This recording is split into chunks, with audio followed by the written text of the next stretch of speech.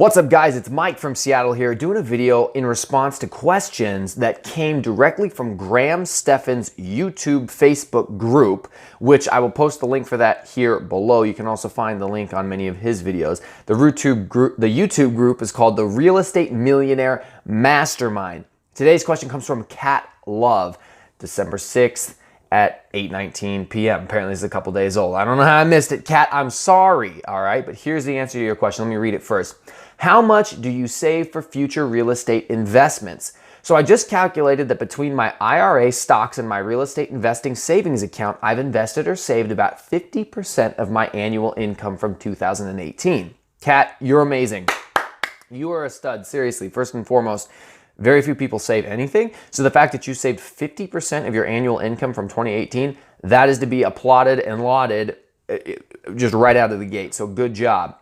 The next part of her post says, but I think I might be saving too much, like so much that I'm not living my life. My question is, if you're ambitious about investing in real estate, what of your income do you allocate to saving for investing and other investments as well? I'm afraid if I don't set a number where I allow myself some fun money, I will continue to have massive spending anxiety, which makes me basically just never do anything that requires spending a lot of money.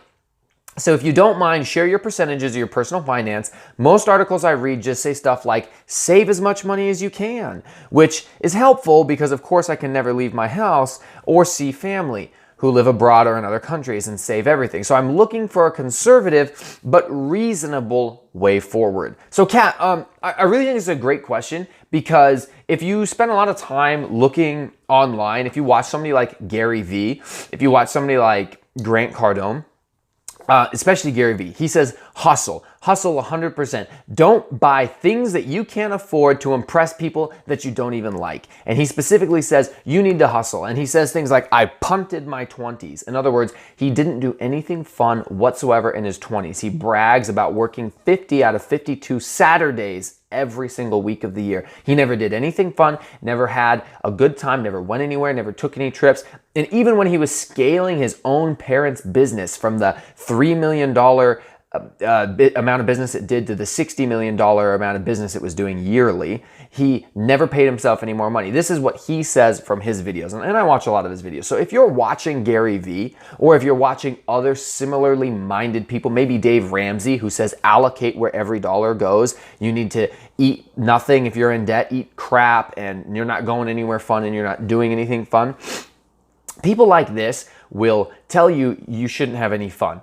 Now, I understand where they're coming from. And if this worked for them, or if this is working for other people, then fantastic. If it works for you and helps you get out of debt and helps you be more disciplined so that you can be financially successful in the future, then good. Don't change anything. But for people like Kat and people like me, and probably a lot of other people out there as well, if you don't either reward yourself with some sort of financial bonus to yourself, or if you don't go do fun things, or if you don't go see family, then you're going to lower your own personal mental health or your own personal happiness, which you don't want to do because you will run into something called burnout. Not everybody experiences burnout. I'm able to operate at a high level for a very long time and not ever get burnout, not ever lose my optimism and my hope and my fun that I have from working so hard. But that's not the case for everyone. So, Kat, to your question, what types of percentages? I did post on your response, but I'll go ahead and read what I wrote and see if we can go from there. Okay, so Kat, first thing I did was pimp my YouTube channel because I'm a jerk and said, hey, you should watch this. But that's because I feel like I can respond better in a video than I can in an actual comment. I don't want you to subscribe to my YouTube channel because we all know that this thing's garbage. Don't like anything that I do, you'll encourage me to produce even worse content. It's not a good idea. And if you think about sharing, remember, anytime you share something that I've created, you're sharing with every other person I've ever created with. So let's practice safe sharing and use protection. So I wrote, where am I at here? It may be frustrating to hear save as much as you can. This honestly is the best advice you can get because it means something different to every person. I'm with you though. You do have to be able to spend some money on some fun things. So I would say what you need to do is figure out what all of your necessary bills are. Your current rent, food, utilities, power, car payment, phone payment, gas. These are your necessary expenditures. And you have to pay for them no matter what. So because you pay all of that, what do you have left over? Whatever money that you have left over, try to save 60% of it. A little bit more than 50%, but 60% of the leftover money. Okay, now I'm assuming that this is probably less than you're saving now. If you're saving 50% of your total income, then you're probably saving like 90% of whatever your current leftover money is. But what I want you to do is probably scale back a little bit because I don't want you to experience burnout. I don't want you to experience fatigue or finance fatigue, okay?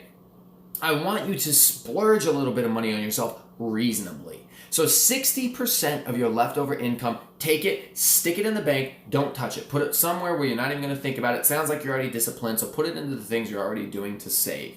But then that remaining 40% of leftover money, spend it on yourself. Get your nails done, girl. Ooh, hey. Go out on a date with some guy, offer to pay. We do like that. We'll probably still pay, but I'm just saying.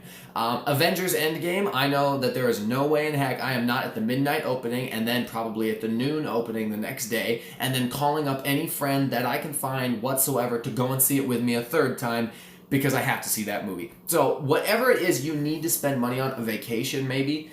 Another example from my life, I play so much soccer, okay? I play these 8-week soccer team things where you have to pay a fee. It's usually $100 and you get to play 8 games with your team. Right? That's something I spend money on. And when you're on like 3 or 4 teams, it can be $300 or $400 every 2 months. But if I was not playing soccer / going to the gym, I would not be physically fit, mentally as healthy because I wouldn't be exercising right. I wouldn't be having as much fun with my life. And it is important to remember that while we have a long-term goal, you do still have to have some fun. So Kat, please scale back a little bit, continue saving money, keep your eye on that long-term goal, but don't forfeit your current happiness because that long-term goal could be 3, 4, 5, 10 years away and you don't want to be miserable that entire time. Hopefully this video was helpful. I mean, if anybody watches it, Kat, at least I hope you do since I spent like 10 minutes making it for you. I hope that the information is beneficial and at the very least, it sounds like you probably already know this stuff. That you're looking for some type of permission to maybe go ahead and scale back and do something more fun. Remember, you don't need anybody's permission. You don't need mine. You don't need anyone's. All you need is to do what makes you happy. And you've already made the decision that long-term financial investing in real estate is going to be something that benefits your life and makes you happy. If you need to scale back a little bit so that your short-term happiness can also take a little bit of a boost, do what makes you happy, man. I want you to be successful and happy at the end of that instead of just some rich person like, oh, grumpy, and I got all my money bags, but I'm a grumpy person. It's probably a terrible impression, but we'll see you next time.